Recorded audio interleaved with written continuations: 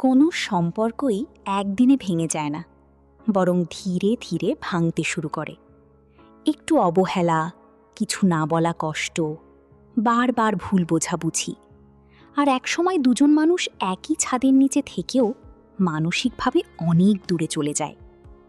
কিন্তু সুখবর হলো, বেশিরভাগ সম্পর্কই ঠিক করা সম্ভব, যদি দুজন মানুষ সত্যিই চেষ্টা করতে চায়।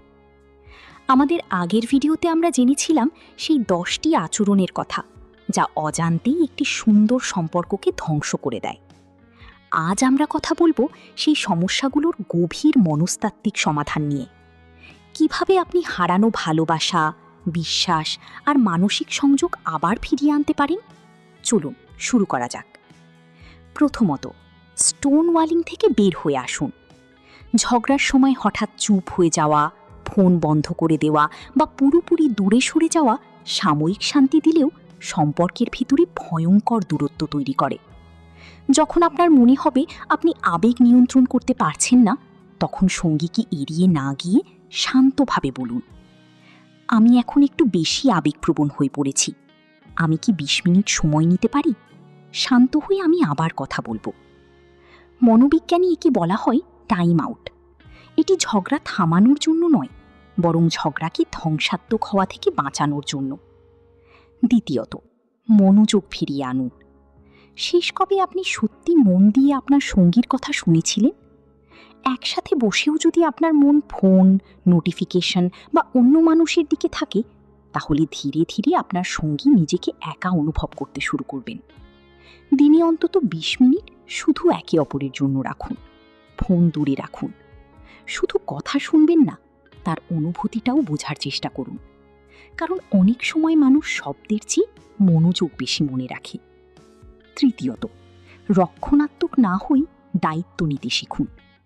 যখন আপনার সঙ্গী অভিযোগ করেন, তখন কি আপনি সঙ্গে সঙ্গে নিজেকে সঠিক প্রমাণ করতে ব্যস্ত হয়ে পড়েন?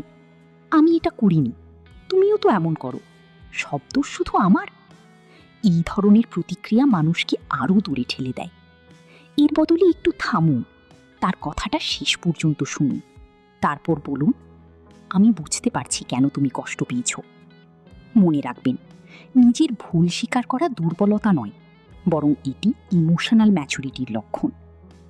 চতুর্থত, ইমোশনাল ভ্যালিডেশনের অভ্যাস করে তুলুন। অনেক সময় মানুষ সমাধান চায় না, শুধু চায় কেউ তার অনুভূতিটা বুঝুক। আপনার সঙ্গী যখন কষ্টের কথা বলছে, তখন সঙ্গে সঙ্গে উপদেশ দিতে যাবেন না। আগে তাকে অনুভব করান যে তার আবেগ আপনার কাছে গুরুত্বপূর্ণ।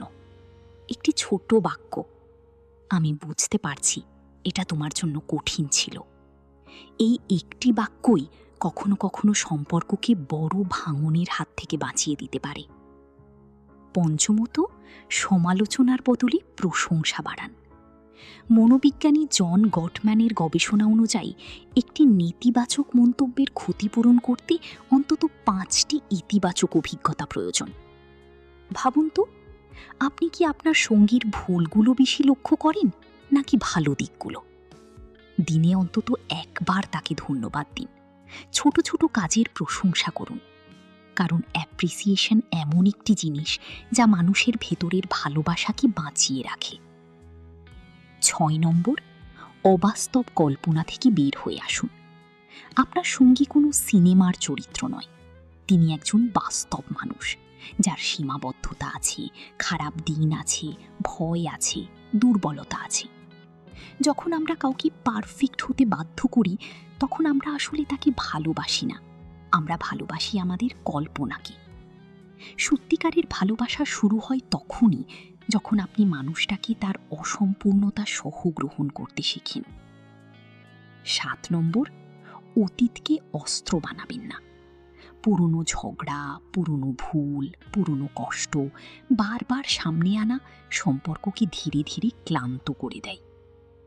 অতীতকে অস্বীকার করা ঠিক নয়, কিন্তু অতীতকে বর্তমানের বিরুদ্ধে ব্যবহার করাও ঠিক নয়। যদি কোনো ক্ষত এখনও থেকে যায়, তবে সেটি নিয়ে শান্তভাবে কথা বলুন, সমাধান খুঁজুন, কিন্তু একই ক্ষত বারবার খুলবেন না।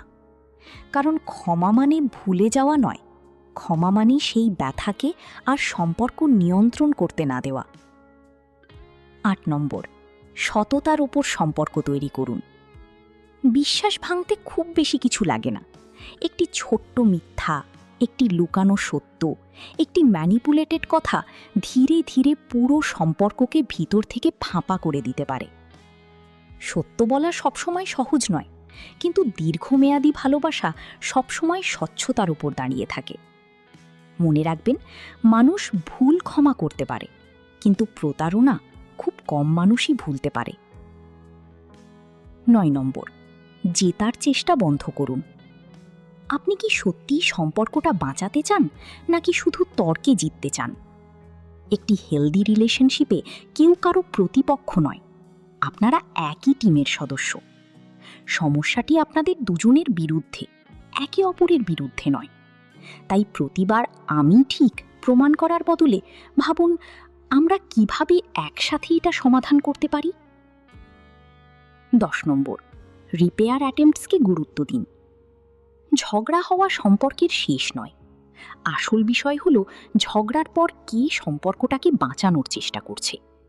কখনো একটি ছোট্ট হাসি, একটি সরি, একটি আলতো স্পর্শ, অথবা চলো নতুন করে শুরু করি, এই ছোট্ট ছোট্ট রিপেয়ার অ্যাটেম্পটই বড় দূরত্ব কমিয়ে আনতে পারে।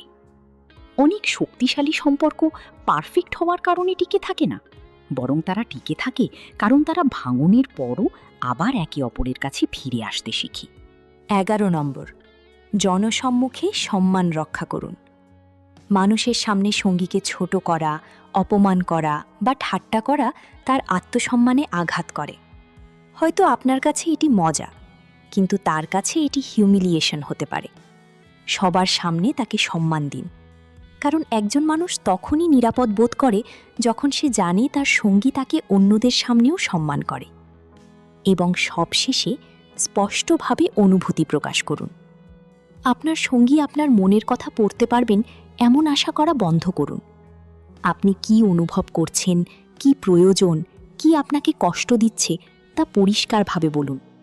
তুমি আমাকে কখনো বোঝো না বলার বদলে বলুন, আমি আজ একটু একা অনুভব করছি। এই ছোট পরিবর্তন ডিফেন্সিভ রিয়াকশন কমায় এবং ইমোশনাল কানেকশন বাড়ায়। আর একটা গুরুত্বপূর্ণ কথা, সব সম্পর্কই বাঁচানো সম্ভব নয়। যেখানে বারবার অসম্মান, ইমোশনাল ম্যানিপুলেশন, ভয় বা টক্সিক আচরণ থাকে, সেখানে শুধু ধৈর্য নয়, সীমারেখাও জরুরি। হেলদি কম্প্রোমাইজ আর ইমোশনাল অ্যাবিউজ কখনো এক জিনিস নয়।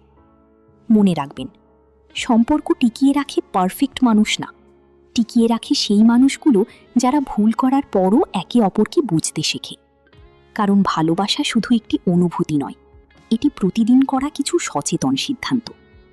আজকের ভিডিওর কোন অংশটি আপনার সবচেয়ে বেশি রিলেটেবল মনে হয়েছে? আপনি কি নিজের সম্পর্কের মধ্যে এই সমস্যাগুলোর কোনো সমাধান প্রয়োগ করার চেষ্টা করেছেন? কমেন্টে অবশ্যই জানান। আর এমন সাইকোলজি বেসড রিলেশনশিপ কন্টেন্ট পেতে এখনই সাইকিসিং চ্যানেলটি সাবস্ক্রাইব করে বেল আইকনটি প্রেস করে রাখুন। সুস্থ থাকুন, সুন্দর সম্পর্কে থাকুন।